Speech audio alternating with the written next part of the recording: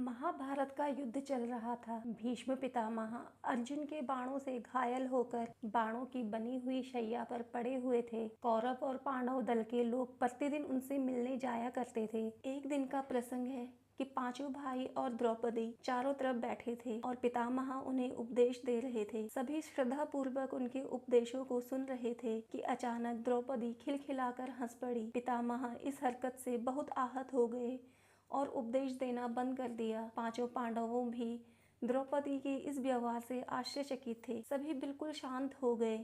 कुछ देर बाद पितामह बोले, पुत्री, तुम एक संभ्रांत कुल की बहू हो, क्या मैं तुम्हारी इस हंसी का कारण जान सकता हूँ? द्रौपदी बोली, पितामह, आज आप हमें अन्याय के विरुद्ध लड़ने का उपदेश दे रहे हैं, लेकिन जब भरी सभा में मुझे निर्वस्त्र करने की कुचेष्टा की जा रही थी, तब कहाँ चला गया था आपका ये उपदेश? आखिर तब आपने भी मौन क्यों धारण कर लिया था? यह सुन पितामह की आंखों से आंसू आ गए। कातर स्वर में उन्होंने कहा, पुत्री, तुम तो जानती हो कि मैं उस समय दुर्योधन का अन्न खा रहा था।